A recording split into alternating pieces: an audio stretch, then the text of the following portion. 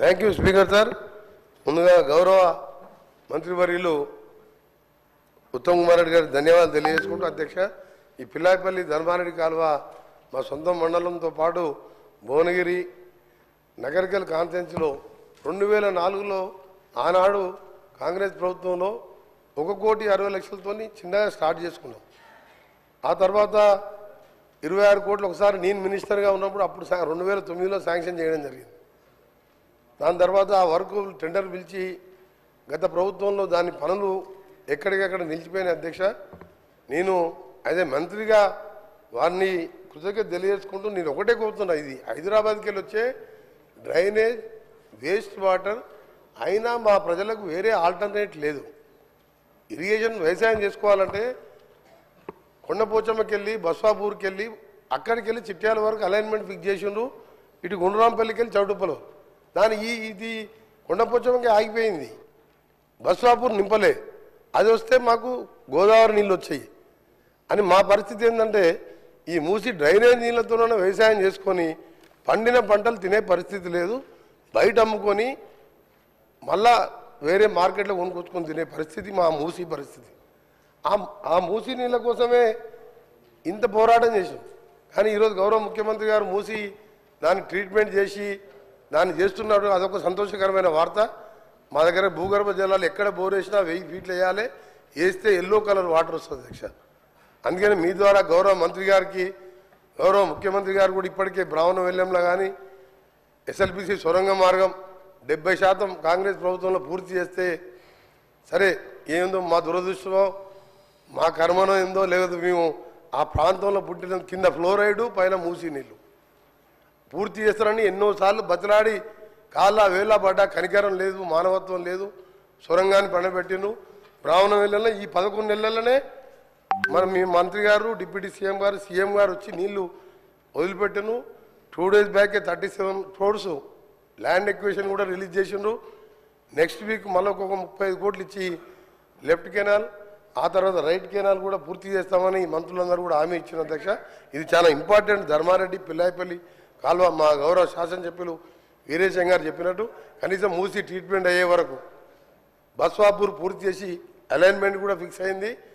అది కూడా బస్వాపూర్ నింపితే భువనగిరితో పాటు గోదావరి నీళ్ళతో వ్యవసాయం చేసుకోవాలి. ఈ డ్రైనేజ్ నీళ్ళతో కాదు, దీన్ని కృష్ణాలో కలిపి ఫ్రెష్ గోదావరి వాటర్ దాకా సీఎం గారు ప్లాన్ చేస్తుండ్రు. అది చాలా మంచి ఐడియా. మా నల్గొండ ప్రజలల్లో ఇక మేము బతుకుతాం రా 60-70 ఏళ్ళని ఆశ వచ్చింది. 10 ఏళ్ళల్లో 7 లక్షల కోట్లు తెచ్చి నల్గొండ జిల్లాని 70% పూర్తయిన ప్రాజెక్ట్ అని పక్కన పెట్టిండు. అందుకని ప్రజలు కూడా మన ఎన్నికల్లో సరిపోయిన బుద్ధి చెప్పి ఎక్కడ డిఫెక్ట్ రాలే, ఒక్క దగ్గర 2-3 వేలతోని ఏకలింగం గెలిచిండు తప్ప. అందుకని మాకు అందరూ 60-70 వేలతో గెలిచినాం. 60-70 వేలతో గెలిచినాం అధ్యక్ష. 60-70 వేలతో గెలిచినాం. ఎందుకు గెలిచినాం అంటే సార్ కరెక్ట్ వాస్తవాలు చెప్పాలి సార్. 60-70 వేలతో ప్రతి ఎమ్మెల్యే నామినేషన్ వేస్తే 60-70 వేలతో గెలిచినాం. నల్గొండ పార్లమెంట్ సభ్యుడు భారతదేశంలో సౌత్ ఇండియాలో 5,75,000 ఓట్లతో గెలిచిందంటే మా ప్రజలు గత ప్రభుత్వం మీద ఎంత కసిగా ఉన్నారో అది ఎగ్జాంపుల్ సార్ దగ్గర. అందుకనే మీ ద్వారా మా మంత్రి గారిని, ఫైనాన్స్ మినిస్టర్ గారిని, గౌరవ ముఖ్యమంత్రి గారిని గ్రీన్ ఛానల్లో నల్గొండ జిల్లా అంటే ప్రపంచ పటంలో ఫ్లోరైడ్ నీళ్లు మూసీ నీళ్లతో దుర్భర పరిస్థితుల్లో బతుకుతున్న జిల్లా. మీ ద్వారా వీళ్ళందరికీ రిక్వెస్ట్ చేస్తున్నా, మా మంత్రులందరూ కూడా సహకరించండి.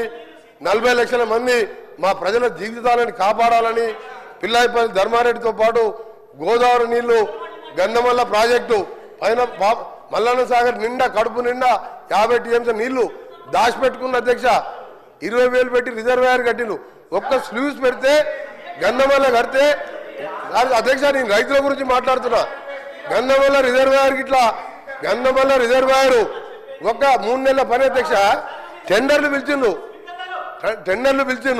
గంధమల్ల రిజర్వాయర్ టెండర్లు పిలిచి టెండర్లు క్యాన్సిల్ చేసిండు. సింగూరుకు 4,000 కోట్లు పైకి తీసుకుపోతాంటారు. మేమేం పాపం చేసినాం నల్గొండ జిల్లా వాళ్ళం?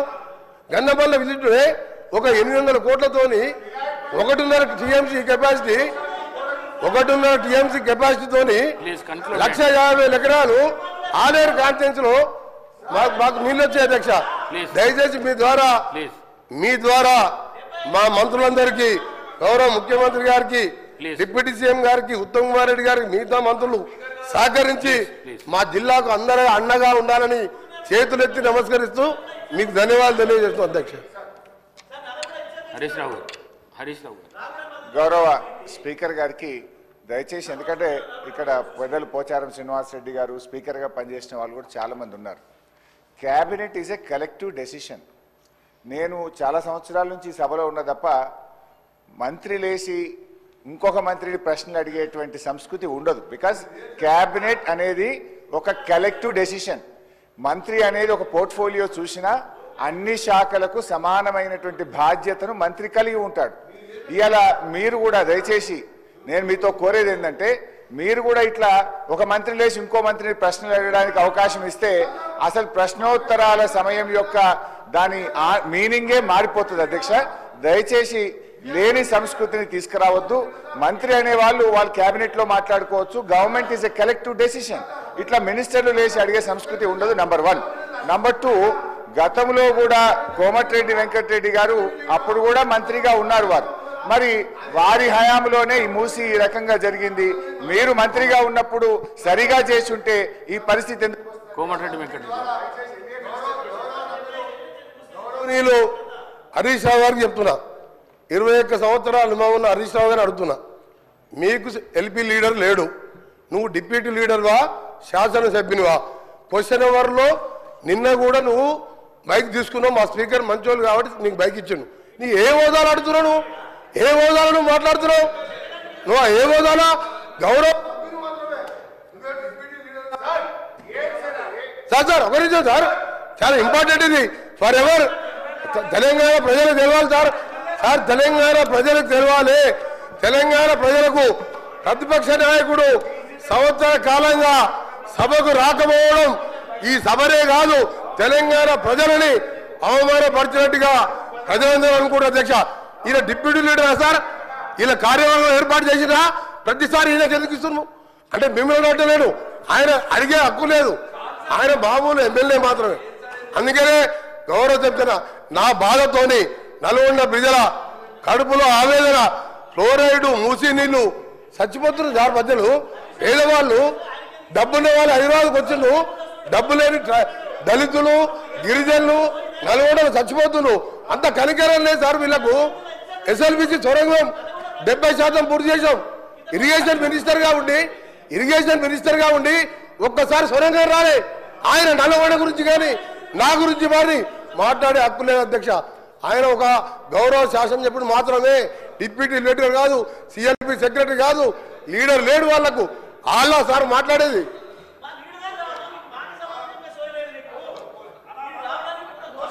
సార్, ఇప్పుడు ఈ రాష్ట్రాన్ని అతి ఎక్కువ కాలం పాలించింది కాంగ్రెస్ పార్టీ. ఇవాళ మూసీలో ఇవాళ నల్గొండ జిల్లా ప్రజలు ఏదైనా బాధపడుతున్నారంటే దానికి ప్రథమ ముద్దాయి కాంగ్రెస్ పార్టీయే. ఎందుకంటే ఈ రాష్ట్రాన్ని ఎక్కువ రోజులు పాలించిందే కాంగ్రెస్ పార్టీ. మీరేం చేసిందని మమ్మల్ని మాట్లాడుతున్నారు. SRSP స్టేజ్ 2 పనులు పూర్తి చేసి కాళేశ్వరం జలాలను నల్లగొండ జిల్లా తుంగతుర్తి, సూర్యాపేట, కోదాడ ప్రజలకు అందించిన పార్టీ బీఆర్ఎస్ పార్టీ అధ్యక్ష. అనవసరంగా ఒకరోజు చర్చ పెడదామంటే పెట్టండి. కాంగ్రెస్ పాలన ఏం చేసిందో మేమేం చేసాము. జరుగుతున్నది క్వశ్చన్ అవరు. క్వశ్చన్ కు సూటిగా ప్రశ్నకు ఆన్సర్ జరిగితే 10 ప్రశ్నలు వచ్చేటువంటి అవకాశం ఉంటుంది. ప్రతిరోజు 3 ప్రశ్నలకు 4 ప్రశ్నలకే సభ పోతుంది కనుక దయచేసి మీరు ఒక్కొక్క ప్రశ్నను సూటిగా ప్రశ్న సమాధానం చెప్పినట్టు చూడండి. మంత్రులు లేసి రాజకీయ ప్రసంగాలు చేస్తే మేము ఇంటరప్ట్ చేయాల్సి వస్తుంది. దానికి అవకాశం ఇవ్వద్దని మిమ్మల్ని కోరుతున్నాం.